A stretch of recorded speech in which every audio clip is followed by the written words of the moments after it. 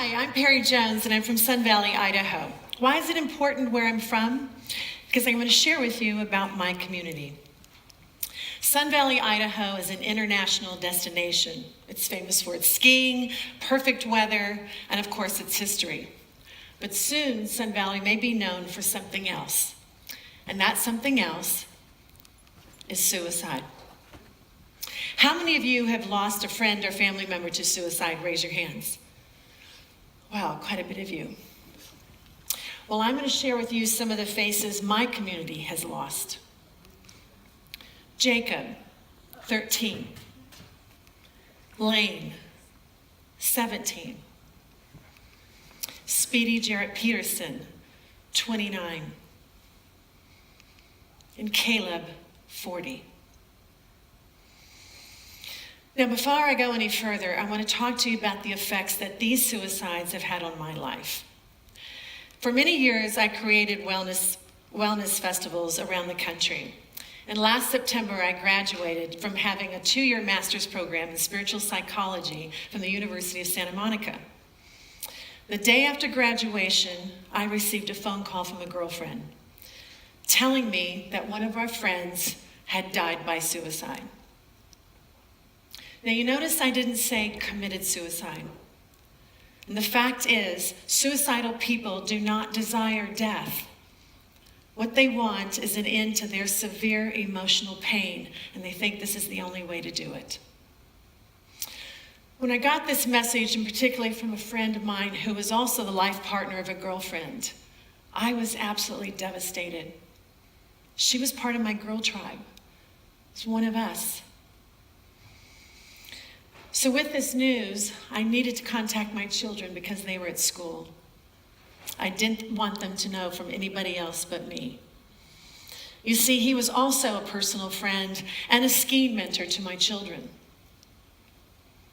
I knew I needed to dig deep because this was going to be a very, very difficult conversation. I called my children. I talked to them directly from school. My son was stunned and speechless, but I could feel the pain through the phone. And my daughter, she was equally as stunned, but then she said these words: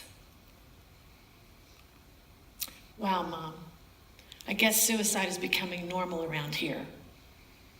I stood frozen in silence. How could this be? We lived in a beautiful place, surrounded by nature. We had a healthy lifestyle, art, music, education. We care for one another in this community. How could we be dealing with the effects of suicide? It was at that moment that I knew something had transcribed inside of me. Something rose up deep within me, and my life path had changed forever. I flew home from Los Angeles the next day, and I dove into the reasons of why this phenomenon had become my new normal. I studied the statistics and the data about suicide rates in our country, the state of Idaho, and our community, which included Bellevue, Haley, Ketchum, and Sun Valley. And what I found out is that Idaho is part of a suicide belt. This is the northwest region of the United States that has the highest suicide rates in the country. And there are 10 states that make up the suicide belt. The statistics show suicide rates in Idaho were 50% higher than the national average of 13.8%. Statistic rates of Blaine County was 17% higher than Idaho and 67% higher than the national average. Can you believe it's a mind-blowing 300 degrees difference between suicide rates in Idaho and New York? Outside Magazine discovered that the highest rates of suicide in our country were in our ski resort towns.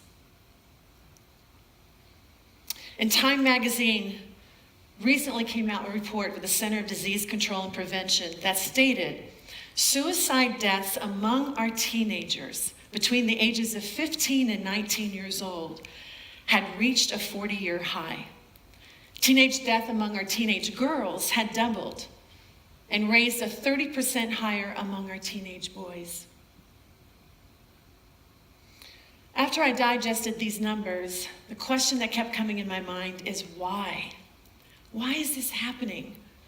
Why are we in an epidemic? And we're in the center of it. From my research, I found out the answer: depression. More teenagers go through depressive episodes that last for 2 weeks or longer, just during a low emotional moment.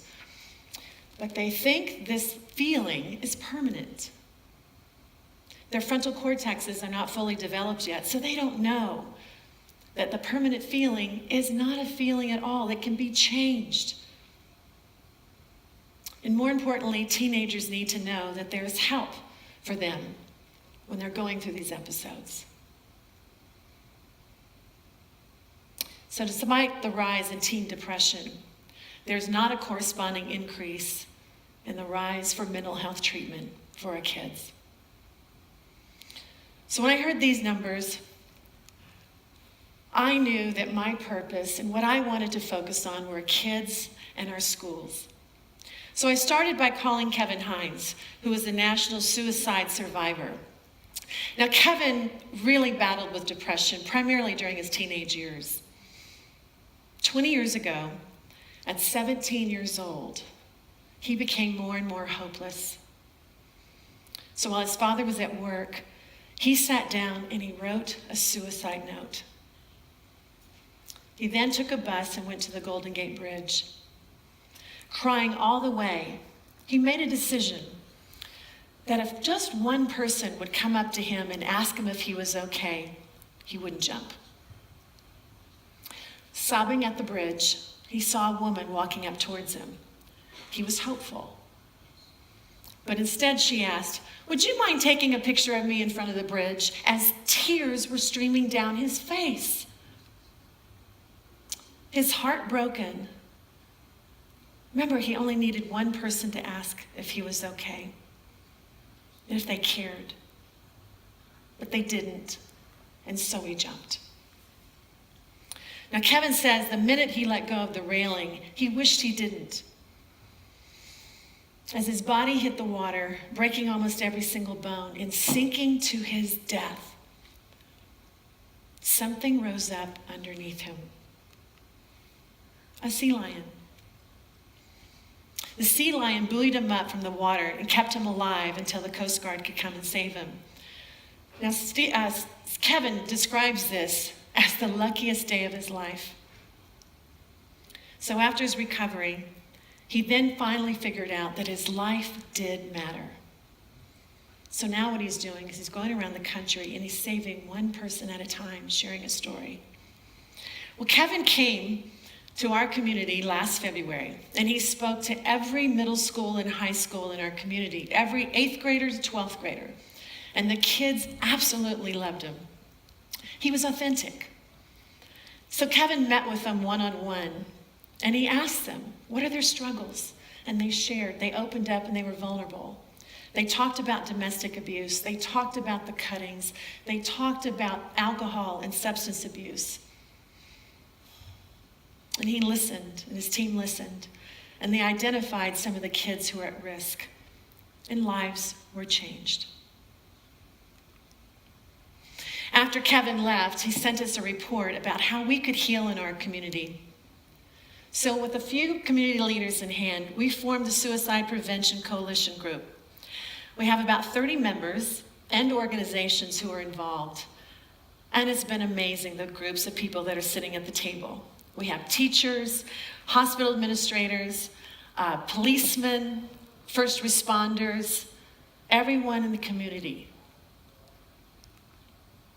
Now, this was significant because it was the first time our community had ever gotten together to discuss an awareness and about suicide in our community. So we meet once a month and we talk about how do we lower the rates of suicide in this community. So what we did is we asked ourselves, how can we intervene and help? So we assess the risk and the protective factors of suicide. And we came up with 3 areas that our community primarily struggles with. 1, mental and health disorders. 2, alcohol and substance abuse. 3, history of family trauma and abuse. So we decided to focus primarily on our kids because teenagers are at the greatest risk. And the best way to do it is through our schools, because it's the key setting for suicide prevention. It's really a private struggle that happens in the hallways of our schools. And the best individuals to deal with our teenagers and work with them, because they integrate with them, are our teachers, our school personnel. We need to train them. We need to guide them in suicide prevention, because our kids are at school 8 hours a day. That's where they spend most of their time. A teenager dies by suicide in the US every 2 hours. And every young person who dies, there are at least 100 to 200 attempts. So how can the schools really step up and take some action? Number 1, promote national healing and also connectedness to all students. Connectivity is the key. The old adage of, I'd rather not get involved, is just simply not acceptable anymore. So how about this? Let's start a new action. Stop looking down at your phones to connect and start looking up into each other's eyes for real connectivity. And parents, be an example, because believe me, your kids are watching. The second area is conduct mental and emotional health screenings. This is to evaluate a student's mental and health, and they can be performed and conducted by mental health facilitators. The third step is to integrate student-centered education. And we have a curriculum that can go in every K through 12 classes and the health classes. And the content would be healthy choices and coping strategies. We teach you at a young age how to deal with depression or anything else that you might be struggling with. And then lastly, implement peer-to-peer training. We found out that students' peer-to-peers are the best example. They are the ones that can identify students at risk. So my question to you is, will you be the sea lion? How many of you guys know how to respond to someone in crisis? Raise your hand. How many don't? That was me. What I learned is a vital step. If you believe someone's in crisis, ask them, be direct. Let them know that you care. The second step is ask them, do you have a plan? And again, they'll tell you, because they want to know if you care. And then thirdly, don't leave them alone. Take them to get help. Take them to a mental health provider. Take them to a crisis hotline and make the call with them. You could save someone's life by your words and action. All of our communities want to be strong. We give each other hope, help, and strength. This next slide is for you. If you or someone that you love is in crisis and you need help now, write down these numbers. It's the national suicide number and the Idaho number. You can call or text, and believe me, there will be a caring person on the line. So let me, in closing, say I'm not a suicide expert. I'm a woman, a mother, and a community member who cares. We must stop this epidemic. All of our communities need to be strong. We need to move forward from our past and heal from our past and move forward into a healthier future. We all deserve it. So do they. Thank you.